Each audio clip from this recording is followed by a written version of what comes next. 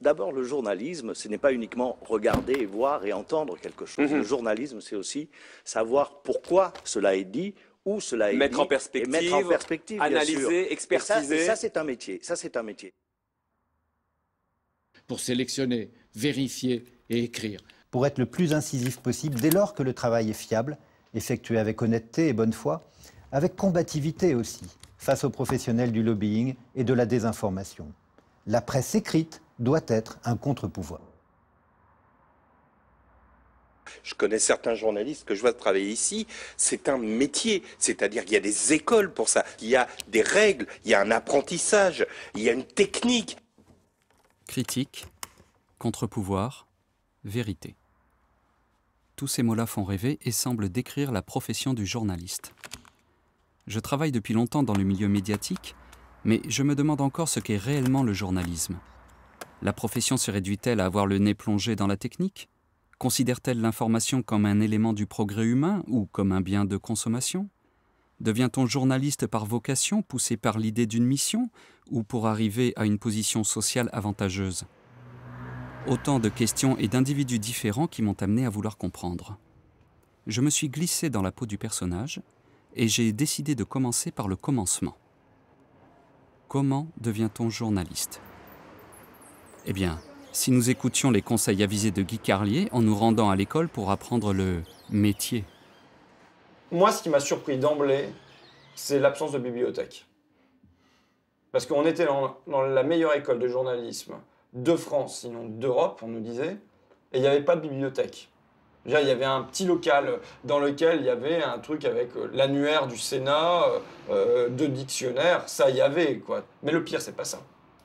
Le pire, c'est qu'au fond, l'absence de bibliothèque n'était pas un problème. Il n'y a pas eu un moment où un prof nous a dit « Tiens, bon, là, ça fait 50 papiers que vous faites sur la paix au Proche-Orient, enfin sur la guerre, sur le conflit au Proche-Orient. Il faudrait que vous alliez voir d'où il vient ce conflit. Allez lire du Alain Grèche pour voir un peu quelles sont les origines d'Israël, qu'est-ce qui s'est passé au moment de la guerre des 6 jours, et ainsi de suite. Il n'y a pas eu une seule fois où un prof nous a renvoyé comme ça sur un bouquin sur le Proche-Orient, ou sur la mondialisation, ou sur la justice. Donc finalement, l'absence de bibliothèque n'a jamais été pour nous un problème. Alors le centre de formation des journalistes, à l'époque où j'y étais, avait un conseil d'administration et dans lequel il y avait tous les grands médias, je ne peux pas les citer, mais enfin il devait y avoir TF1, France 2, Le Parisien. Donc de toute façon, la direction de l'école, c'était ces entreprises-là. Même si ce n'est pas elle qui quotidiennement la dirigeait. Mais de toute façon, l'objectif, c'est de produire de la main-d'œuvre pour ces entreprises-là. Et quand bien même ils n'auraient pas siégé au conseil d'administration, l'objectif serait de demeurer le même. L'objectif du CFJ, de l'ESJ, des écoles de journalisme, c'est de placer leurs étudiants dans des entreprises de presse. Et donc à partir de ce moment-là, il faut conformer au maximum les étudiants aux desiderata des entreprises de presse. Mais ça, c'est vrai pour les écoles de journalisme, c'est vrai pour les écoles de plomberie, enfin, tu vois, c'est vrai pour à peu près toutes les formations, je pense, quoi. Maintenant que je suis sorti de l'école, je dois chercher du travail. Je commence par les petites annonces. Je découvre alors des postes et des termes pour le moins surprenants. Marketing, communication éditoriale, attaché de presse, rédacteur adjoint marketing. Je ne m'attendais pas à cela comme proposition de travail. Mais heureusement, je finis par trouver une proposition sérieuse chez France 24, une chaîne française qui émet à l'international, en français, en arabe, en anglais, et qui se dit l'équivalent de CNN. Son PDG est Alain de Pouzillac, ancien publicitaire et PDG de Havas, une société de conseil en communication pour grandes entreprises. Je m'en vais donc rencontrer quelques journalistes qui ont travaillé dans cette chaîne. J'étais desqueuse. Alors desqueuse voulant dire qu'on prend des images, on les monte, on écrit un texte, on met notre voix. Et puisque j'étais desqueuse bilingue, j'étais censée le faire en français ainsi qu'en anglais, dans les deux langues.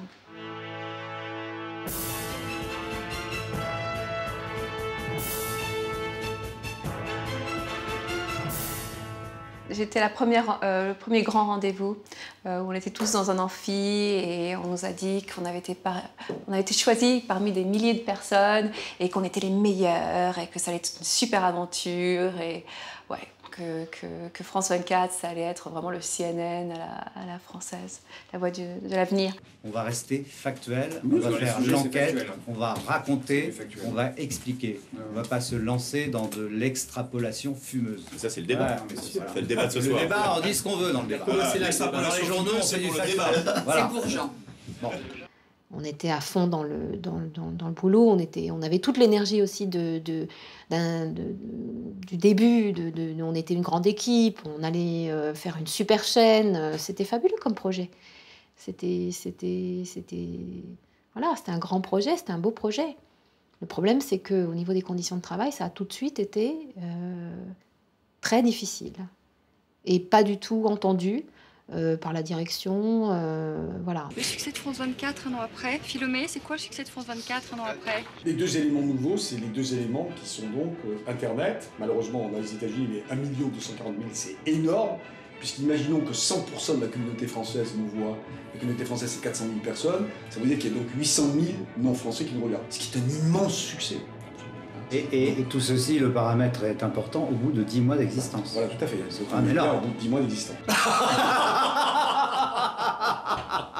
L'idée, c'est que nous, on était des petites mains, comme tu aurais en haute couture, qui rafistolaient les sujets par derrière, et voilà.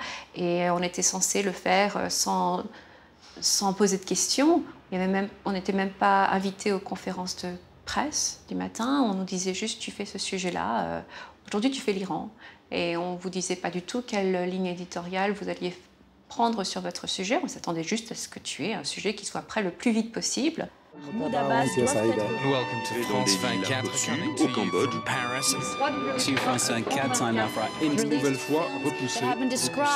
sympathique, je dirais, avec and they're all deciding whether or not. C'est des usines, enfin, dans cette forme moderne, hein, donc, où le journaliste doit tout faire, où on n'a plus vraiment un métier.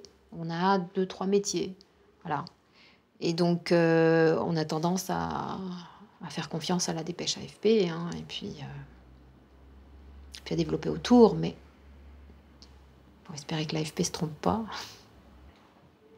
Le succès de France 24, c'est quoi, messieurs, pour vous? C'est les hommes et les femmes de France 24. C'est tous ses collaborateurs. L'équipe. En réalité, nous tous. Moi, un jour, on m'a demandé de faire un travail à France 24. C'était très trouble. Je suis rentrée de vacances, on m'a dit, voilà, il y a un dossier, il faudrait que tu le prennes. Je dis, mais qu'est-ce que c'est? Je ne sais pas, c'est une boîte qui organise un séminaire, qui a vu des images sur le site web, il voudrait faire quelque chose, c'est autour de la fin dans le monde, etc. Bon, on me donne le numéro de téléphone de cette personne. Et puis, je tombe sur une boîte de com. Une grosse boîte de com. Il leur fallait tout de suite les images qu'ils avaient sélectionnées sur le site web, et ils m'envoient un commentaire. Ils me disent, voilà, on a fait un commentaire, ça va passer en première partie de notre séminaire, ça va être projeté. Il faut qu'on vous envoie le texte, et puis il faudrait que vous colliez les images, que ça aille avec, etc. On voudrait voir telle image, telle image, telle image. Mais il nous faudrait surtout l'image de M. Sarkozy lors de la réunion. C'était un truc sur la fin dans le monde. Alors, moi, je dis, écoutez, ça m'a mis une mauvaise humeur. Je dis, j'ai beaucoup de travail, je ne suis pas sûre que ça rentre dans le cadre de mon travail. Donc, je vais voir ce que je fais, je vous rappelle. J'allais voir ma rédaction en chef, et puis on m'a dit, non, il faut faire ce travail. Il faut le faire. Donc, je l'ai fait. Honteuse, mais je l'ai fait. J'ai pris les images, je suis allée en montage, j'ai pris une journaliste, je dis, voilà, ça c'est le commentaire. Alors, la fille était énervée tout autant que moi, mais elle l'a fait aussi. Elle a été obligée de le faire, elle n'avait pas le choix. Voilà. Et puis, le truc est passé, a été projeté, et cette boîte de com, d'un seul coup, elle avait le logo France 24, elle avait les images France 24, et puis elle a mis ce qu'elle a voulu dedans, quoi. Bon, tout ce discours me paraît un peu trop syndicaliste et contestataire. À leur place, je m'estimerais heureux avec mon petit boulot de desker. Heureusement, un homme de raison va rehausser le débat en nous proposant des solutions. Il s'agit d'Alain Minc. Il a été élu à la présidence du conseil de surveillance du Monde. Il a œuvré à rapprocher ce journal du milieu des affaires et à proposer son entrée en bourse. Il a donc de l'expérience dans le domaine des médias. Mais il est aussi l'ami de Nicolas Sarkozy, l'ami de Vincent Bolloré, l'ami de Bernard Arnault du groupe LVMH, l'ami de Louis Schweitzer, président du conseil d'administration de Renault, l'ami de Dominique Strauss-Kahn et l'ami de tous les patrons du CAC 40 pour ainsi dire. Il est donc pour cela invité dans tous les médias afin de nous faire partager ses conseils avisés. Profitons-en. Vous savez que Nicolas Sarkozy, dans le cadre de ses états généraux de la presse, veut changer les règles du jeu. Est-ce que vous le suivez dans le sens de son idée de pouvoir se souscrire à la règle anti-concentration des grands médias? Est-ce que c'est une bonne chose que des grands médias puissent s'unir et être plus forts sur un plan économique? Moi, je suis pour l'assouplissement des règles. Ce problème que vous avez posé a été en effet un problème dans la mythologie française à un moment où on pouvait diriger un média éditorialement. Ça l'est, je trouve, quasiment plus. Mais en revanche, ce qui est dramatique, c'est que toutes les entreprises de presse et de médias françaises les plus grandes sont de taille moyenne. Mais quand vous comparez ces groupes, il faut quand même voir aujourd'hui que TF1, dont tout le monde parle comme d'un mythe fondateur, TF1 a une capitalisation en bourse de moins de 2 milliards d'euros. Mais c'est rien. Quand vous comparez ça à Bertelsmann, quand vous comparez ça évidemment à Murdoch, le problème c'est que l'indépendance, c'est d'abord une équation financière saine. Le jour où les groupes de médias seront des groupes prospères, où les journalistes ne seront plus payés à un peu au-dessus du SMIC, mais seront payés comme ils le sont en Angleterre, où ils auront la capacité de changer après de métier. Quand vous voyez qu'en Angleterre, quand même, une partie des élites viennent de la lex-colonne du Financial Times ou de The Economist, ça n'a rien à voir avec le système français où vous êtes tous paupérisés. Et en disant ça, je vous assure que je suis meilleur défenseur des journalistes que les problèmes subalternes de savoir si les rédactions sont indépendantes ou non. Elles sont plus qu'indépendantes. Donc, si nous en croyons à la Minc, le statut social et l'indépendance des journalistes est assuré dans l'avenir des grandes entreprises médiatiques. Pour en avoir le cœur net, je me suis tourné vers un groupe privé, cette fois-ci, le groupe Média Bolloré. J'ai posé la question à un de leurs employés qui n'est bien sûr pas au courant que je l'enregistre. Oui, allô, bonjour monsieur. En fait, je cherche si vous connaissez des gens qui seraient d'accord, soit vous-même, soit d'autres peut-être personnes qui travaillent... C'est pour parler de quoi ? C'est pour parler de comment ça se passe présentement Direct 8, c'est-à-dire quelles sont les relations avec les rédac chefs, la direction. Ouais. Ah ouais, bonne pioche. Je me dis c'est un peu la mode de Bertin, hein. Ouais. On est quand même chez Bolloré, quoi, donc faut surtout rien dire. Il y a de la censure à mort. Moi je peux t'en parler, les journalistes, c'est pas de soucis, mais trouver un journaliste qui va parler, là, j'avoue que j'ai bien demandé à droite à gauche, mais je n'y crois guère, quoi. Il n'y a personne qui ose, quoi. Ils sont tous flippés. C'est l'horreur, quoi, ici, hein, quand même, hein. Faut le dire. Finalement, aucun journaliste ne souhaitera être interviewé sur le sujet face caméra. Eh bien, c'est exactement ce que disait mon ami à la Minc. Un climat de totale liberté règne au sein des grands groupes industrialo-médiatiques. Si le secteur privé de l'information va mal, le secteur public n'est pas en reste. Quand je vais voir mes petits camarades de RFI, je m'aperçois que des licenciements sont en cours.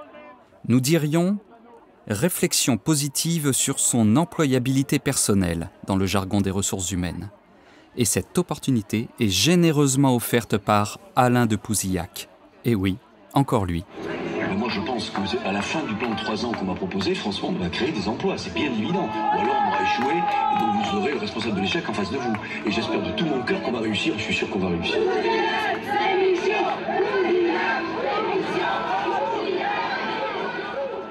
Son but à long terme était de fusionner RFI et France 24 en une seule entité à l'intérieur du groupe France Monde. Ce groupe se nommera plus tard l'audiovisuel extérieur de la France. De plus en plus, il y a des gens qui comprennent que ce qui est en cause, c'est le démantèlement d'une radio qui contribue au rayonnement de la France dans le monde. Ce qui est en cause, c'est le démantèlement des RFI.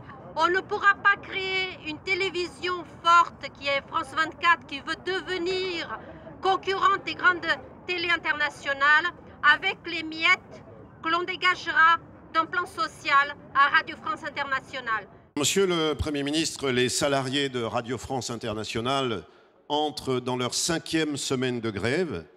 Ils protestent contre un plan social qui prévoit 206 suppressions d'emplois, c'est-à-dire le quart de l'effectif global. Peut-on risquer d'imaginer une volonté de casse sociale derrière cette manœuvre d'intimidation et de projet de fusion avec France 24 ? Je me suis rendu à une soirée de soutien à RFI pour apporter quelques précisions.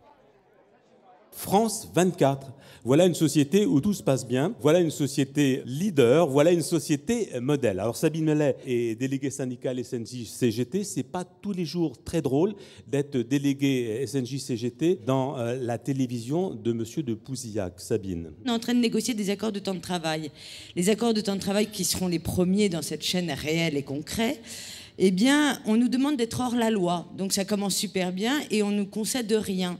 Donc, c'est-à-dire on aura 30 jours de vacances et on devra travailler 214 jours. Tout est à minima, à minima, à minima. Voilà. Ensuite, on a aussi un problème énorme qui va toucher forcément toutes les chaînes et qui touche aussi l'AFP, c'est qu'on emploie des auto-entrepreneurs. Ce qui est complètement illégal parce qu'on n'a pas le droit. Les journalistes correspondants à l'étranger sont auto-entrepreneurs. On n'arrête pas de leur dire que ce n'est pas possible, que c'est interdit, que ça a été retiré de la liste, évidemment, de Bercy. Et ils ont fait cette concession politique, ces petites concessions. Mais cela dit, les journalistes ne sont plus auto-entrepreneurs. À France 24, ils le sont toujours. Aujourd'hui, il y a un journaliste sur 4 qui est pigiste. Enfin, c'est les statistiques de la Commission de la Carte. Il y en a probablement dans les pigistes qui sont à la limite chômeurs. On considère comme pigistes ceux qui vont toucher plus en pige qu'en ascidique. Mais très souvent, ils sont entre les deux. Hein. Et les chiffres qui nous ont été donnés il y a peu de temps par le CNRJ sont effectivement très importants. Sur la région Île-de-France, il y a à peu près 4000 pigistes. Donc, effectivement, qui dit pigiste, qui dit précarisation, dit facilité pour une direction. Si la personne ne correspond pas à ce qu'on lui demande, de se retrouver du jour au lendemain sans pige, puisque sans protection. Sur le marché du travail, c'est l'employeur aujourd'hui qui décide. Et c'est vrai aussi sur le marché du travail du journalisme. C'est-à-dire qu'au fond, auparavant, si jamais, comme on n'avait pas une alphabétisation, une démocratisation des études, une alphabétisation généralisée de la France, ben, les entreprises de presse devaient un peu faire avec la main-d'œuvre disponible, capable de remplir ces postes-là. Aujourd'hui, les gens qui sont capables de remplir ces postes-là dans les entreprises de presse, ils sont légion. Donc les entreprises de presse ils ont une masse de gens qui veulent travailler pour eux et puis tout ça. Donc ils peuvent demander aux gens de se conformer d'autant plus à leurs désirs, même une fois qu'on est dans l'entreprise. Si tu veux pas faire ça, ben, y en a 30 000 qui attendent après toi à la porte. Mais ça, c'est vrai dans n'importe quelle boîte. C'est vrai même dans les usines, tu vois. Et donc de ce fait-là, il est évident que la personne qui réussit à obtenir le poste dans l'usine, elle va être là à l'heure, elle va pas chercher à fumer entre deux trucs, à faire une post-clope, à saboter sa ligne, à se mettre en grève pendant quelques jours, parce qu'elle sait qu'il y en a 30 000 qui attendent. C'est la même chose dans les médias. On sait qu'il y en a 30 000 qui attendent. Donc on ne va pas se mettre à faire les sujets qu'on ne nous demande pas, à résister à l'intérieur de l'entreprise, à ne pas se conformer aux désirs du patron. Non, non, on va marcher droit, quoi. Et simplement parce que le marché du travail, sur le terrain journalistique comme sur les autres terrains, il est construit en ce moment comme ça. Donc ça détermine un rapport de force. Aujourd'hui, la plupart des groupes internationaux de médias, et notamment en France d'ailleurs, c'est une particularité aussi, sont appuyés sur des groupes industriels, que ce soit l'armement avec Dassault, ou le bâtiment avec Bouygues, ou Bolloré avec de l'import-export.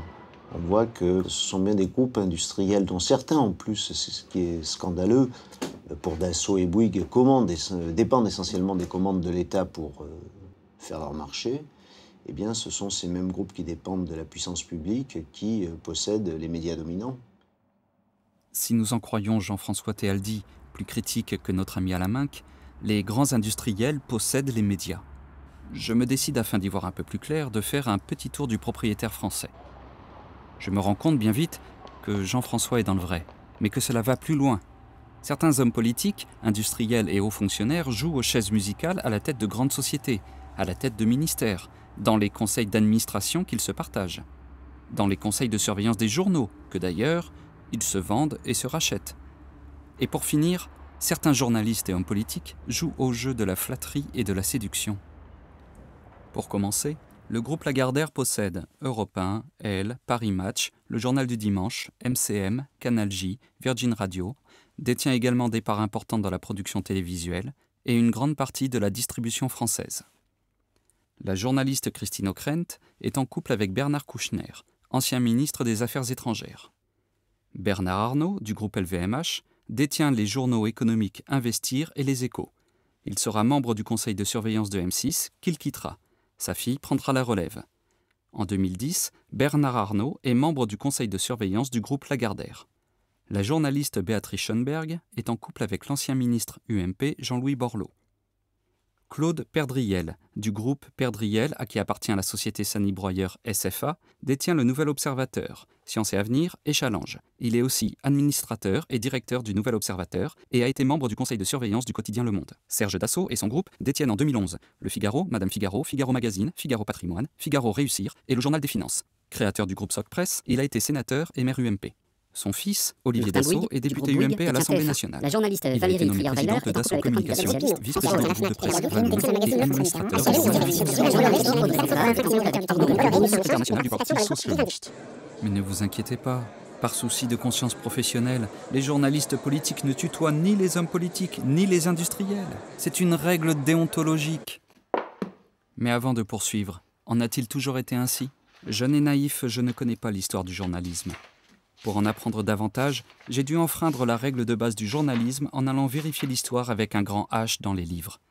Je me suis arrêté aux années 30 et vous livre ici ce que j'en ai retiré de manière totalement objective et factuelle, comme le ferait tout bon journaliste, évidemment. À cette époque, le Front populaire séduit une grande majorité de la population. En opposition, un grand nombre des dirigeants politiques et économiques hostiles au socialisme se laissent séduire par des politiques économiques et sociales assez proches du fascisme ambiant. Ces grands industriels, comme le Comité des Forges du Nord, L'Oréal, Michelin, Saint-Gobain et bien d'autres, financent tous des partis et des journaux politiques.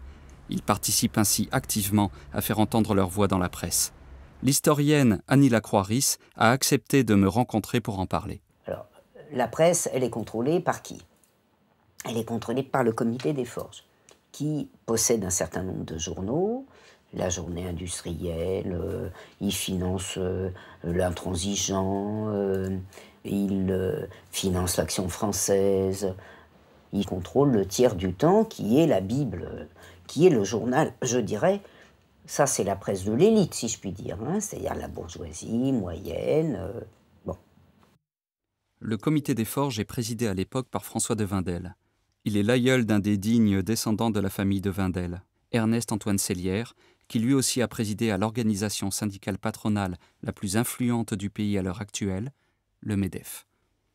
Il est en 2011 président du conseil de surveillance du groupe Wendel, qui existe toujours. Il y a ce qu'on appelle les journaux populaires, par exemple le Petit Parisien de Dupuis, qui est extrêmement lié au milieu financier, en particulier au milieu financier avec lesquels Laval est lié, car Laval est devenu un grand capitaliste. Hein. Vous voyez, on est vraiment au cœur des milieux extrêmement puissants. Eh bien, Dupuis, du Petit Parisien, qui est le vrai journal populaire, qui tire à 1 500 000 exemplaires. C'est ça, c'est par ce biais-là qu'on séduit les masses à l'époque.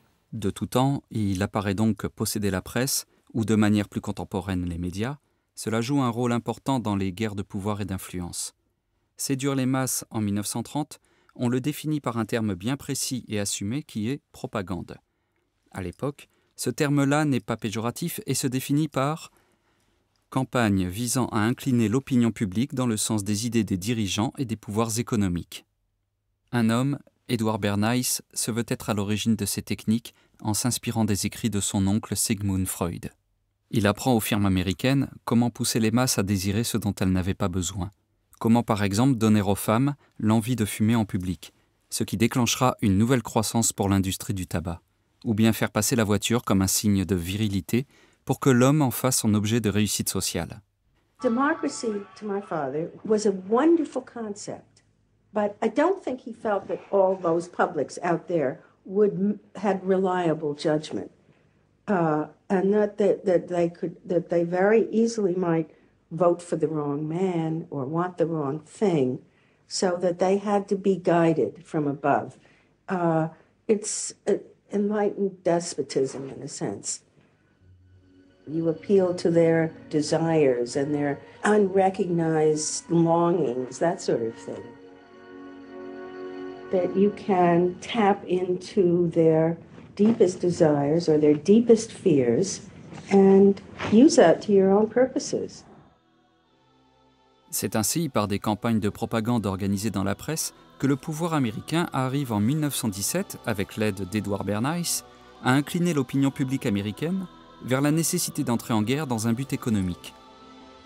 Sans compter la propagande utilisée dans les pays communistes, Goebbels, ministre du Reich à l'éducation du peuple et à la propagande, utilisera durant la Seconde Guerre mondiale les mêmes méthodes pour galvaniser le peuple allemand.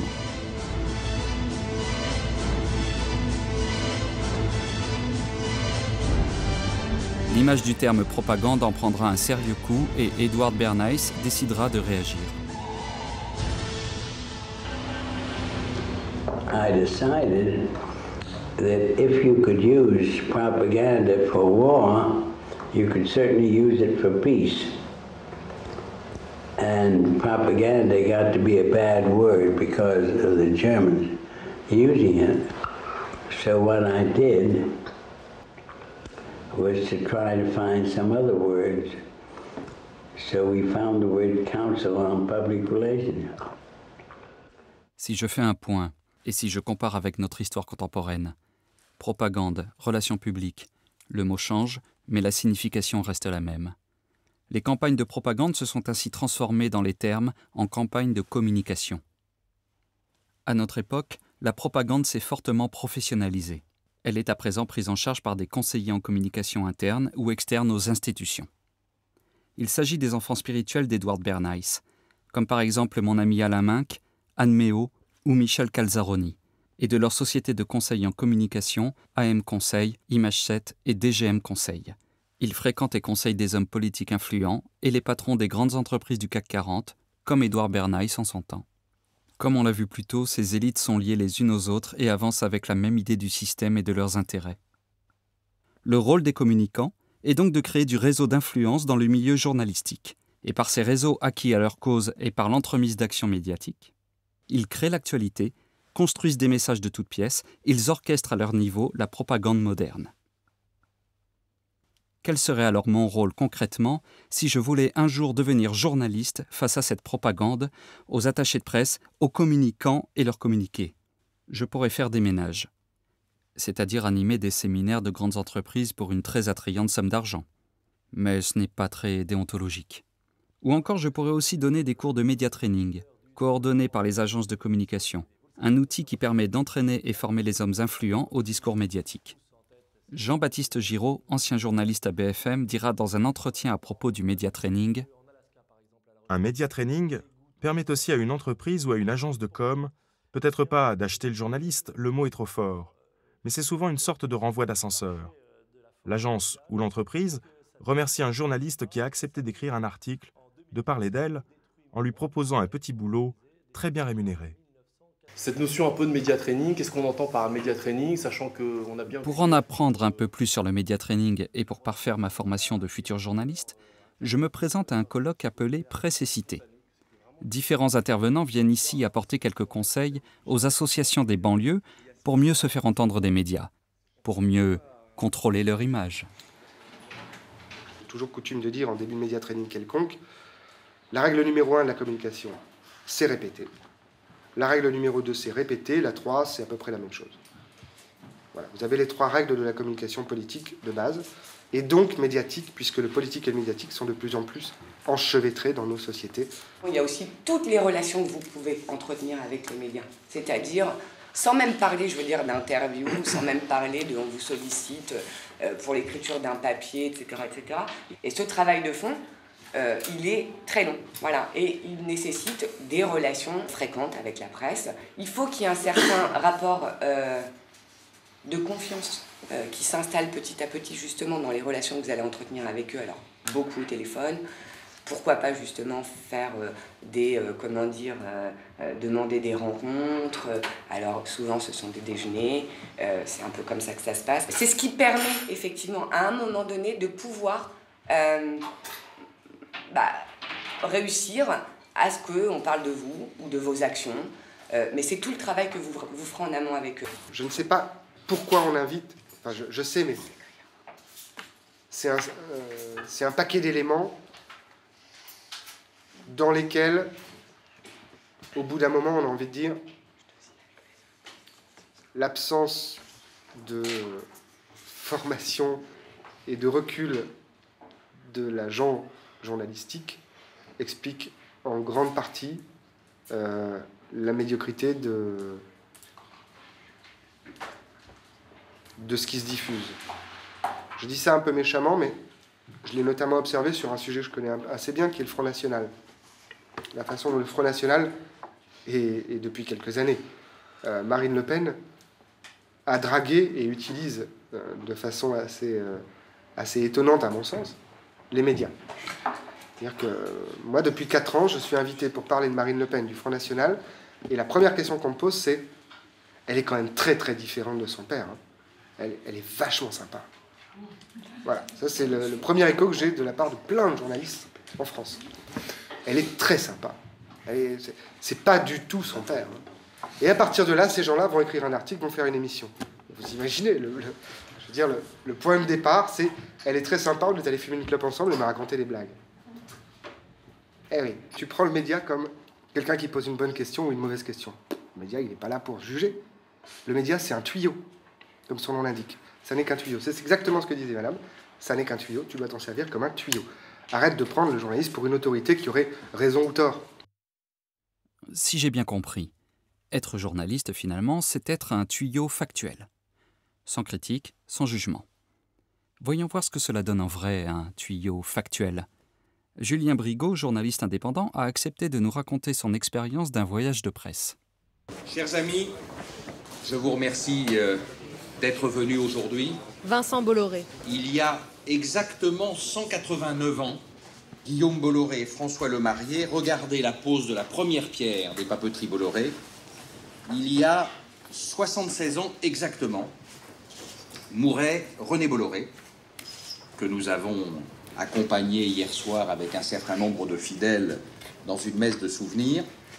Et donc, vous imaginez comme je suis fier aujourd'hui, toujours à Ergué-Gabéric, à côté de Quimper, sous l'œil de la 7e génération, Cyril Bolloré et Sébastien Bolloré, qui sont quelque part par là, me regardent, avec vous, poser la première pierre de cette nouvelle usine. L'idée, c'était d'aller voir comment se passe ce genre de visite guidée, comment ça se passe concrètement quand un industriel cherche à séduire des journalistes à travers ce bel exercice auquel j'avais jamais participé, qui s'appelle Voyage de presse. Mais ce qui est le plus agréable dans la voiture électrique, c'est pour les riverains. Oui. C'est-à-dire que tu es parti, il y avait zéro bruit, zéro odeur. Alors maintenant, messieurs, si vous voulez bien, nous allons faire la même chose avec le bus pour pas qu'il y ait de jaloux. Les journalistes qui sont donc invités à cette inauguration reçoivent donc un mail que j'ai sous les yeux où il est écrit « Nous vous remercions d'avoir accepté l'invitation de Vincent Bolloré à la pose de la première pierre de la nouvelle usine de production de batteries, le lundi 17 janvier 2011. Donc nous vous donnons rendez-vous à l'aéroport du Bourget, compagnie Unijet, lundi à 8h30 pour un décollage à 9h. L'avion privé arrivera à l'aéroport de Quimper aux alentours de 10h. La cérémonie à Ergué-Gabéric commencera à 11h15. Tambour battant, vous pourrez découvrir le premier exemplaire roulant de la Blue Car qui sera commercialisé. Moi, c'est la première fois que je prenais un avion comme ça. C'est vrai que c'est l'avion qu'on voit dans les films, quoi. C'est-à-dire, voilà, siège en cuir, 11 de noyer, et on est très confortablement assis, on a une belle hôtesse qui nous sert, et puis on a tout ce qu'on désire. Le ministre, Éric Besson, qui monte dans la voiture, dans le bus, et qui prend le volant, qui prend le volant, qui s'assoit aux commandes, avec Vincent Bolloré à côté, avec le préfet de Bretagne à côté, avec un chef de la police locale d'ailleurs qui est dans le bus, avec le directeur de la communication nationale et locale, toujours les deux qui sont là. Et donc on fait le tour de l'usine. Les questions des journalistes ne sont pas tellement les bienvenues. On accepte d'y répondre, mais avec toujours la réponse vous aurez le temps de poser des questions, ne vous inquiétez pas, vous aurez le temps. Et effectivement, après les discours, il y a eu, montre en main, 16 minutes de questions. Alors, c'était en pagaille. Et c'est vrai que ce qu'il faudrait préciser, c'est que pendant ce voyage de presse, il n'y a eu aucune info nouvelle. C'est-à-dire que la plupart des journalistes avaient déjà vu ou lu sur la Blue Car. Et donc, c'était vraiment une opération de communication destinée à montrer que Vincent Bolloré fait honneur à la France, puisqu'il crée des emplois, environ 300 en Bretagne. Vincent Bolloré. La plupart des gens ont envie d'investir en Chine, en Inde et ailleurs. Je trouve que des emplois en Bretagne, en France, c'est sympathique. C'est important l'écologie pour vous, monsieur? Ah, très important, bien sûr. La planète, évidemment, rien n'est plus important que tout ça. Les gens à qui nous allons laisser notre terre. Le comportement des journalistes, c'est des journalistes en voyage de presse, c'est-à-dire qu'ils acceptent, le cadre à la fois de la visite, de la cérémonie, mais aussi du déjeuner, de la séance des questions. Et comme il est bien marqué sur le mail, le vol de retour partira à l'aéroport de Quimper à 15h et arrivera au Bourget à 16h. Donc finalement, les choses sont assez cadrées, quoi. Voilà. Il n'est pas surprenant alors, quelques mois après ce coup de com', de voir une multitude d'articles sur la Blue Car, qui deviendra l'Autolib de Paris. On est donc un bon tuyau factuel lorsque l'on retranscrit telles quelles les informations que le journaliste reçoit des attachés de presse. Comme le dira Anne Méot des élections présidentielles en 1981. Nous étions censés vendre des idées libérales dans un pays qui ne l'était pas, avec des journalistes qui étaient plutôt favorables à l'autre bord. C'est moins le cas maintenant. Le métier s'est plutôt professionnalisé et désidéologisé. On appelle l'idéologie ce qui n'est pas l'idéologie dominante. Parce que l'idéologie dominante, comme elle se confond avec la couleur du papier peint, on ne l'aperçoit pas. Mais il est évident que, bon, là, tu prends le numéro de l'Express, tu prends un numéro du Point, tu prends un numéro du Nouvel Obs, c'est bourré d'idéologie. J'ai fait des recherches sur le Nouvel Obs, qui est un peu ma bête noire. Laurent Geoffrin, que j'avais croisé, avait dit en privé que le Nouvel Obs était un gala pour riches, au moment où il en était le rédacteur en chef. Et c'est vrai, ça se vérifie dans les articles. J'ai regardé en 2003, je me suis tapé une année de Nouvel Obs, quand est-ce qu'il parle d'intérim? Il n'en parle pas, tu vois. Sauf une fois quand les cadres s'y mettent, et à ce moment-là, on interroge les cadres qui préfèrent aller jouer au golf plutôt que de prendre des trucs d'intérim. Le logement social, cette année-là, on n'en parle pas dans le Nouvel Obs. En revanche, on explique comment la passion des maisons de campagne, comment aller acheter une résidence secondaire. Ça, c'était pourtant dans la plus mauvaise année pour le logement social depuis 1953, d'après la Fondation Abbé Pierre. Dans le Nouvel Obs, les choses de la vie, c'est des sacs Louis Vuitton à 555 €. Bah, tout ça, c'est de l'idéologie. Voilà, on est avec les bourgeois. On est avec les classes possédantes et on n'est pas avec les classes populaires. Donc, il ne va pas y avoir d'interrogation, par exemple, sur le protectionnisme aussi. Tu vois, il y a un certain nombre de thèmes économiques comme ça qui sont interdits de débat à l'intérieur de ces journaux-là. Et si tu fais un article aujourd'hui sur le protectionnisme, c'est de l'opinion. Si tu ne fais pas d'article sur le protectionnisme, c'est pas de l'opinion.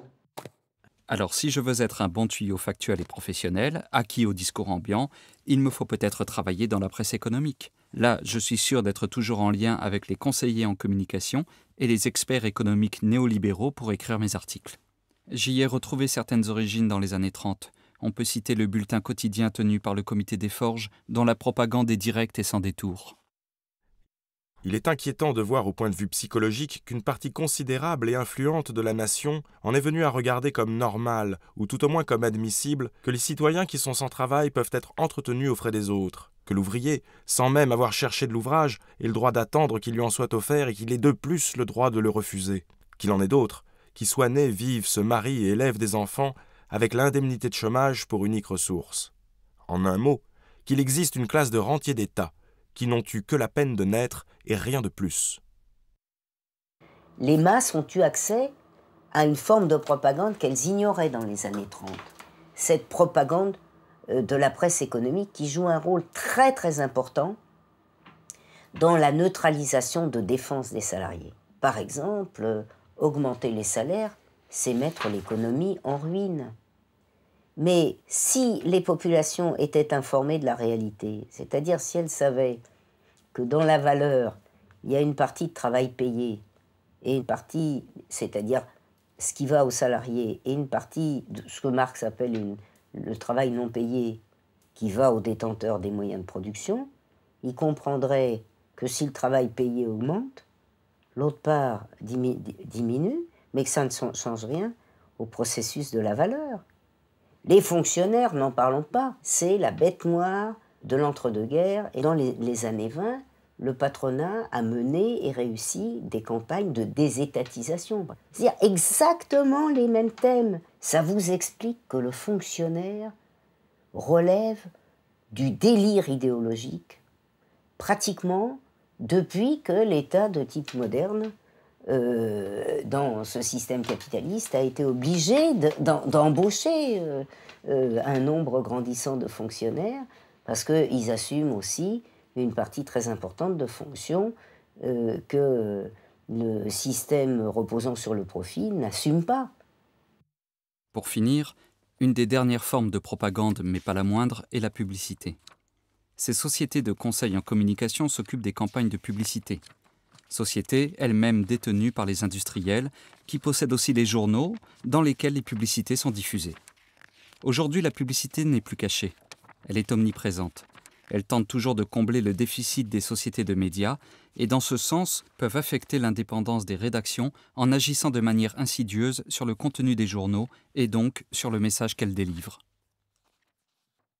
Aujourd'hui, la plupart des médias sont financés par la publicité, sont détenus par des grands groupes économiques, des industriels qui ont des intérêts à défendre et voilà, qui les font passer de cette manière. Aujourd'hui, un des problèmes majeurs dans notre société, c'est le problème de la structuration économique des médias. Le fait que les médias ne soient plus indépendants financièrement. Et il n'y a pas d'indépendance éditoriale si derrière il n'y a pas une indépendance financière. Les lecteurs, finalement, on s'en fiche un peu. On leur apporte de l'info, mais finalement, on les vend à M. Danone, à M. L'Oréal, à M. Bouygues. Hein, je trouve que c'est un rapport au lecteur déjà qui est un peu condescendant. Claude Perdriel dira dans le journal Stratégie: c'est une tendance générale des journaux de qualité dans le monde que de vouloir monter en gamme en se débarrassant des lecteurs inutiles pour la publicité. Et puis ça va plus loin que ça. On va dire, par exemple, si je fais cet article-là, eh bien on aura des publicités de M. Bouygues.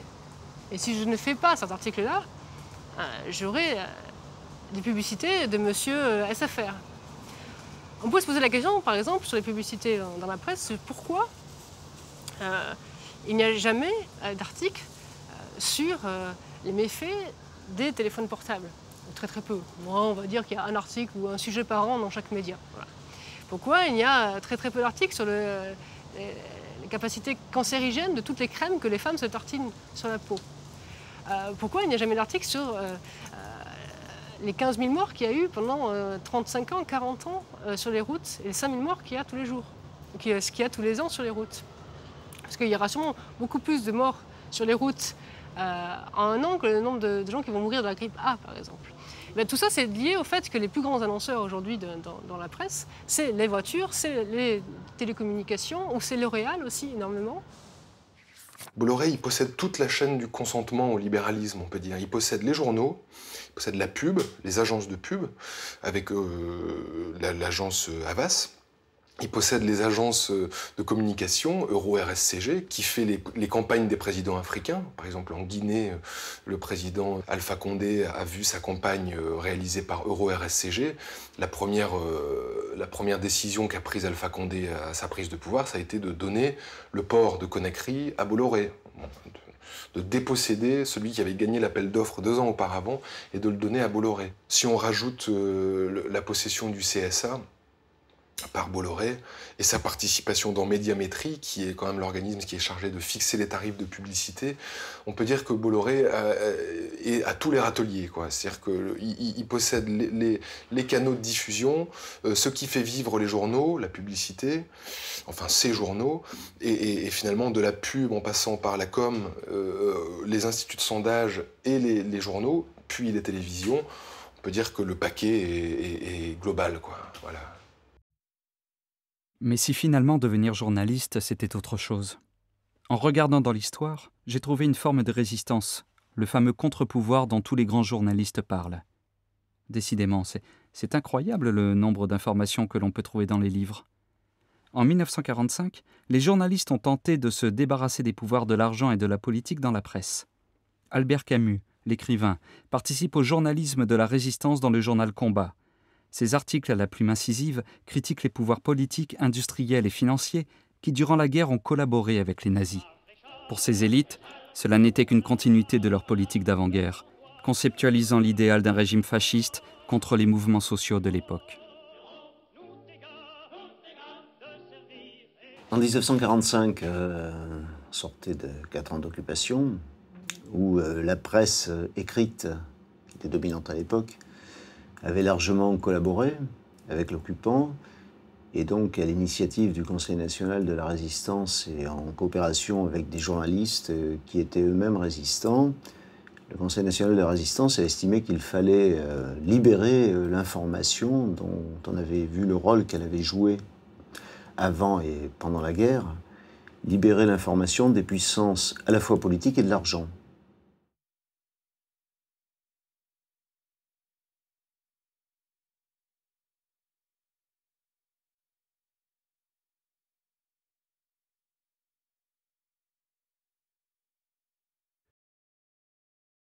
C'est dans les jours qui viendront, dans nos articles successifs, comme par nos actes, que nous définirons le contenu de ce mot « révolution ». Mais pour le moment, il donne son sens à notre goût de l'énergie et de l'honneur, à notre décision d'en finir avec l'esprit de médiocrité et les puissances d'argent, avec un État social où la classe dirigeante a trahi tous ses devoirs et a manqué à la fois d'intelligence et de cœur. Il existe une loi anti-concentration en France qui avait été largement activée par l'ensemble des syndicats de journalistes à l'époque où Hersant rachetait un à un tous les titres de la presse quotidienne régionale et nationale. Nous avions fait un procès qui a duré plus de 25 ans avec Hersant pour faire appliquer ces lois anti-concentration. Et malheureusement, Hersant trouvait à chaque fois une échappatoire en sortant un titre du groupe, en créant des filiales. Et nous n'avons jamais gagné ces procès. Donc c'est plus que jamais d'actualité dans la mesure où on le voit aujourd'hui, il y a 7 ou 8 groupes dominants qui se partagent l'essentiel des médias en France, que ce soit dans la presse écrite ou l'audiovisuel.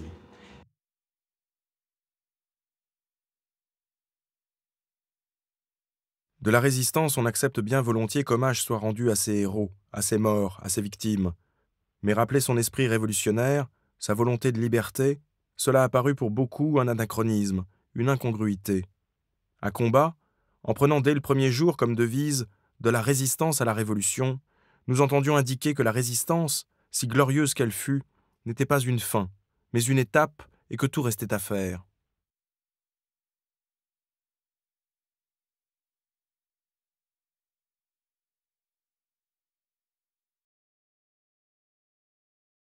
Dans les élections municipales de 2001, le directeur de l'école arrive tout fier en disant « Bon voilà, on va sortir un journal comme vous savez à Paris. » Et on a eu une idée formidable. Alors, on a le titre. Il y avait eu tout un grand remue-ménage dans l'école pour que chacun propose son titre, quoi. Ce titre, c'est « Combat ». Alors ça, c'est quand même lourd à porter. Combat, c'est le journal de Maurice Clavel, le journal de Albert Camus. Et on se dit, mais on ne voit pas très bien des étudiants en école de journalisme qui font... c'était du journalisme assez mou, assez conformiste, qui n'invente rien et qui, pendant les 2 semaines où on va sortir ce canard à Paris, vraiment n'a rien inventé en faisant des petits échos politiques très mauvais, des papiers publicitaires pour Bertrand Delanoë et ainsi de suite. On voit mal le rapport notre rapport à la résistance, quoi. Il y a eu les réseaux qui ont fonctionné, toutes les revues de presse ont parlé de la reparution de Combat. Patrick Poivre d'Aurore, c'est pas rien, aux 20h de TF1 qui a parlé de la reparution de Combat, et pourtant on a été en permanence, je pense, en dessous de 1000 exemplaires vendus dans les kiosques parisiens, ce qui est vraiment zéro, quoi. Mais ça a été quand même estimé comme un succès par l'école, un succès d'image. Et la directrice générale du groupe CFPJ et le directeur se sont tous les deux vantés en disant « Bon, vous avez vu, ça a bien marché, ça a redoré l'image du CFJ ». Mais là, je pense qu'on a toute une histoire du journalisme en raccourci entre ces deux combats. Le combat journal d'opinion, journal de résistance, journal de combat, tout simplement. Et à l'arrivée, un journal qu'on fait, nous disait-on, comme on fabrique des yaourts, quoi, sans insipide, sans goût, sans volonté, sans énergie, mais qui est là pour le marketing, pour l'image de l'école. Et là, je pense qu'on a en raccourci, dans cette histoire des deux titres combat, pour ainsi dire, un raccourci du journalisme en général, de 50 ans de journalisme. Il y a eu toute une période où certains ont cru à une presse sans publicité, à une presse qui serait à but non lucratif, débat qu'on pourrait remettre sur la table aujourd'hui. On pourrait très bien dire que c'est un service public. C'est d'ailleurs le pluralisme de la presse, c'est dans la Constitution. On ne peut pas dire mieux. Chacun d'entre nous doit pouvoir accéder à une information pluraliste. Pourquoi pas, hein? Mais enfin, le but, c'est pas ça. Parce que si c'est pour avoir des journaux complètement affadis, sans intérêt, au motif qu'ils contiennent des informations dont certains ont pu penser que c'était celle-là qui était intéressante, je veux dire, c'est un peu un débat qui me paraît un peu... Pourquoi pas? Mais enfin, c'est pas le débat d'aujourd'hui. Aujourd'hui, il faut faire des journaux, réaliser des journaux dans cette société, pour cette société. Hein. On n'est pas dans le débat sortons du système capitaliste odieux et mettons-nous en marche dans la forêt pour faire des journaux. On n'est pas là pour prendre le maquis. Hein. Ça me paraît un peu illusoire. Il ne faut pas croire que du jour au lendemain, dans les journaux, on oblige les journalistes à travailler avec un pistolet sur la tempe. C'est pas vrai. On ne change pas les journalistes. Et les journalistes sont persuadés à l'intérieur de continuer à pouvoir faire un travail normal. J'avais fait passer un questionnaire dans l'école de journalisme pour savoir un peu notamment quelles étaient les origines sociales des élèves. Sans surprise, il n'y avait pas de fils de cheminot, il y avait un fils d'ouvrier sur une cinquantaine de questionnaires remplis, donc ce qui n'est pas du tout conforme à la proportion d'ouvriers dans le pays. Enfin, disons que c'était du CSP+, des fils de profs, mais je ne m'exclus pas de ce lot-là. De ce lot de classe moyenne, on va dire, classe moyenne supérieure. Si, dans les gens qui sont formés à être journalistes, on a majoritairement des enfants d'immigrés qui ont passé leur vie à se faire renvoyer dans leur banlieue parce qu'ils s'appelaient Mohamed ou parce qu'ils habitaient dans la cité machin, ou des enfants d'ouvriers qui ont vécu dans leur chair le licenciement de leur père quand ils avaient 7 ans pour la délocalisation ici ou là, des femmes aussi qui ont pu vivre des expériences différentes, ou tout simplement des personnes qui sont plus à l'image en fait, de la diversité de la société française. Et ben, je suis persuadée que ces gens-là ne feraient pas le même journalisme, vous voyez. Ça avait des conséquences dans l'école avec un sous-traitement de la question sociale qui était manifeste, avec une orientation très bobo, on va dire, vachement culture. Les gens voulaient vachement faire de la culture. Ça, ils voulaient tous aller à Cannes, traiter les nouveaux films, tu vois. Ça, la culture, c'est bon. Parce qu'aujourd'hui, dire oui, la consommation libère, oui, le capitalisme trouvera toujours une solution pour que toutes les forces sociales se retrouvent dans un consensus qui fait que chacun en fait, profite du système pour que son mode de vie soit satisfaisant. Donc que les patrons prospèrent et que les ouvriers prospèrent, tout le monde, en fait, nous avons les mêmes intérêts. C'est ça le discours du capitalisme. Ben, je pense qu'il ne serait pas possible de faire des articles qui sont en permanence dans ce genre d'illusions si les journalistes qui les faisaient n'étaient pas des fils de bourgeois qui eux-mêmes, en effet, n'avaient jamais eu de problème. Peut-être qu'on accepte la crise industrielle, mais qui n'est pas une crise, là on parle de crise, mais la crise industrielle qui dure depuis 20 ans, qu'on l'accepte dans les médias, que ça ne soit pas un thème dominant, qu'on n'exige pas qu'elle soit résolue plus rapidement, c'est évidemment parce que les salariés qui sont frappés appartiennent pas au monde médiatique. Tu sais, quand tu as des licenciements à Libération, quand tu as des licenciements dans la presse, il faut voir ce qu'on en parle, comparé à ce dont on parle quand tous les jours, il y a des dizaines d'usines qui ferment, quoi. Pour finir, regardez ce qui se passe lorsqu'un journaliste veut réellement faire son travail, lorsqu'il ne pose pas les bonnes questions, ou bien simplement quand il en pose, lorsqu'il ne prend pas le sujet tel que le lui ont vendu les attachés de presse et les conseillers en communication.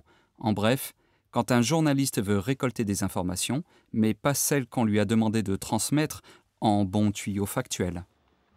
On va tous au manoir et tous les journalistes sont accueillis avec une coupe de champagne et sont invités à prendre place un peu là où on leur a dit, c'est-à-dire loin du ministre, loin de Bolloré qui mange un peu avec son cercle rapproché.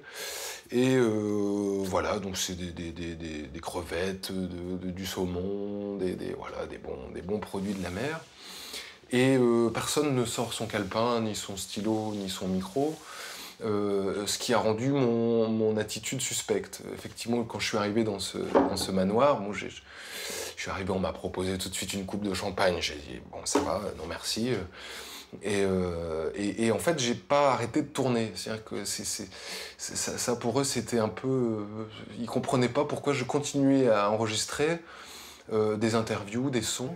Le ministre est assis à la droite de Vincent Bolloré. Alors, les officiers de police sont là. Excusez-moi. À l'étage, vous vous installez, puis ce serait bien que vous coupiez votre micro. Hein, les journalistes, il y a entre ici, simplement, monsieur, comme je ne vous ai pas visualisé tout à l'heure, est-ce que vous avez une carte de presse? Vous me la montrez, puis après je vous laisse tranquille. Oui, bien sûr, oui. Parce que il y avait tellement de monde, et vous, je ne vous ai pas reconnu. Voilà, super, très bien. Bon, patientez là, on va venir vous placer. Vous n'avez pas pris le petit cadeau? Le petit cadeau de quoi? Regardez, ils ont tous un beau petit sac Bolloré. Ah bah c'est le plan com habituel quoi. Qu'est-ce qu'il y a d'ailleurs? C'est pas surprenant, hein. Tu sais quand tu vas essayer des bagnoles en Suède, ils te payent l'hôtel, ils te filent une petite voiture, ils te filent la clé USB qui va avec, ça c'est le plan com classique quoi. C'est habituel.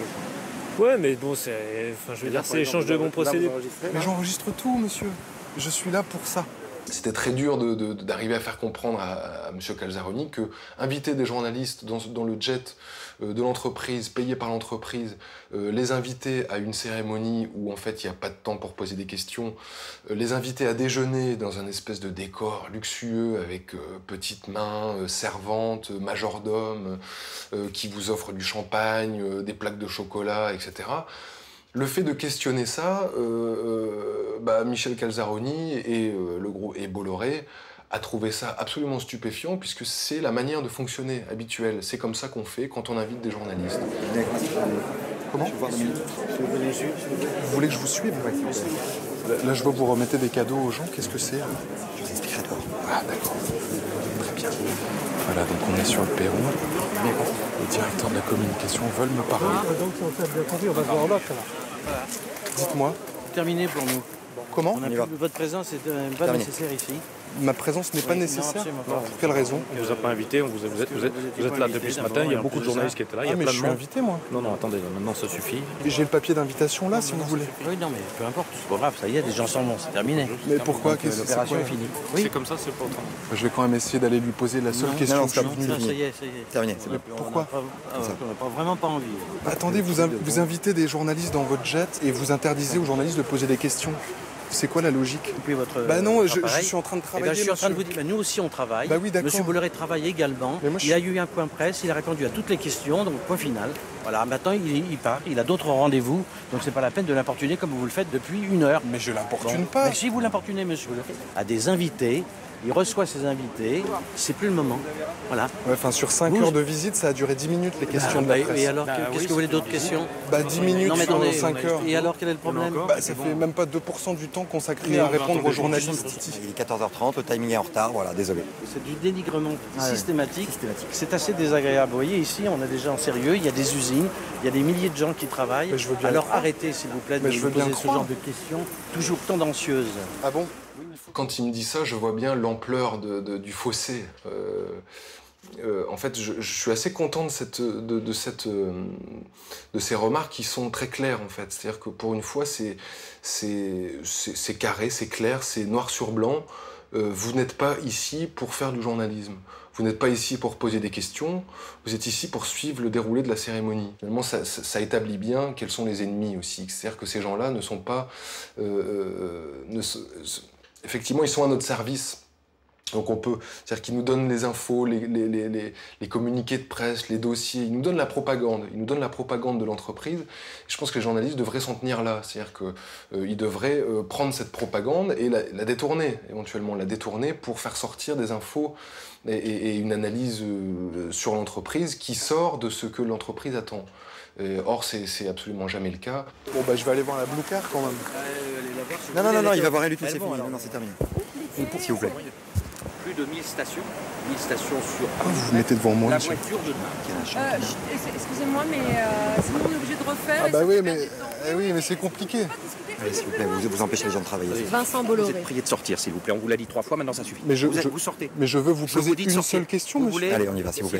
S'il vous plaît, s'il vous plaît. Allez, hop. Mais vous avez peur de quoi? Vous avez peur de quoi? J'ai plus envie de discuter, je vous le dis gentiment une fois. Mais attendez, mais moi j'ai... ça, tu le sors. Vous touchez pas à mon micro, Maintenant, je vous le fais gentiment, sinon je le fais autrement. Ok, J'ai je pas travaille à pu- la sécurité aussi. Maintenant, je vous le fais autrement. Ah ouais, d'accord. Allez, hop.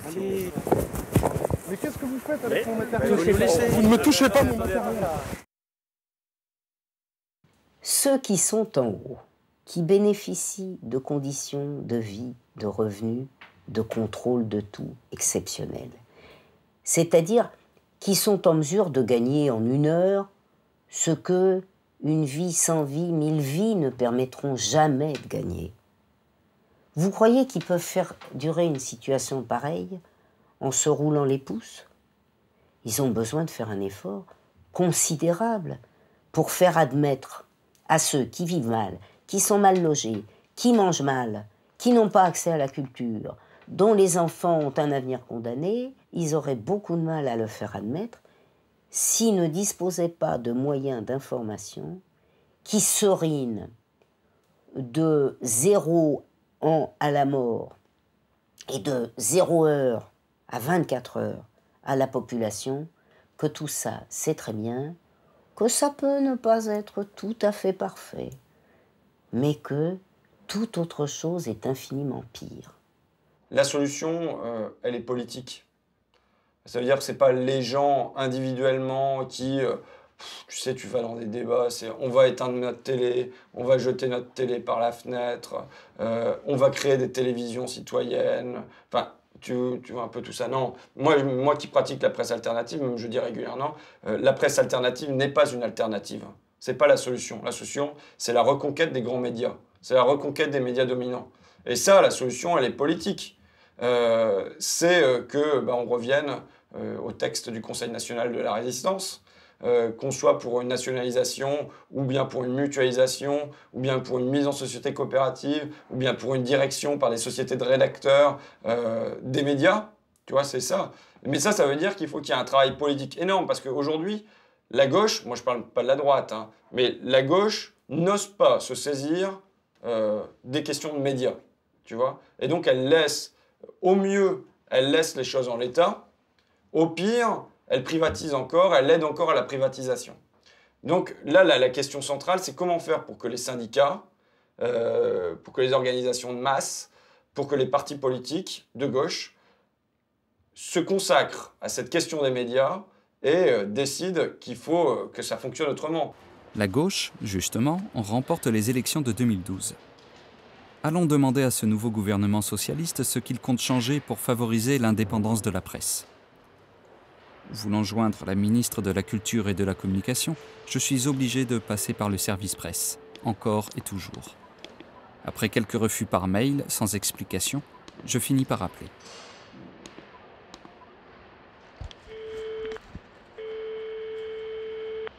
Service de presse, bonjour. Là, la rentrée va être très chargée, donc il ne faut pas que vous comptiez sur une interview avec quelqu'un du ministère, en fait.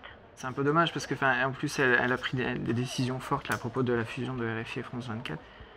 Après, vous pouvez tout à fait utiliser les différents communiqués qu'on a envoyés en citant la ministre. Hein. D'accord. Très bien. Voilà. Très bien. Merci. De rien. Au revoir. Soit. Mais alors je donnerai la propagande qui convient. La ministre de la Culture, Aurélie Filippetti, a effectivement stoppé la fusion de RFI et de France 24.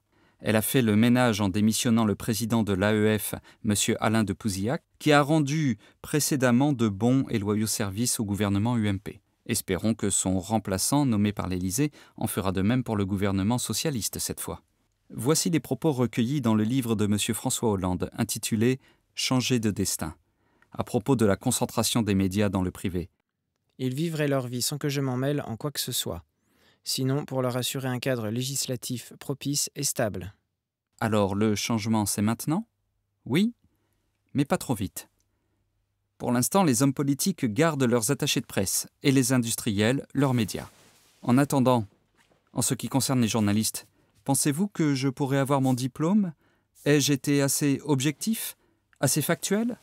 Ai-je assez séduit les politiciens et les industriels? Est-ce que je peux, après avoir bien fait mon travail de tuyau, prétendre à une place plus attrayante, monsieur Alain Minck? Est-ce que je peux devenir secrétaire d'État? Conseiller de cabinet politique? Ministre? Ou bien homme d'affaires? C'est bien aussi homme d'affaires, non?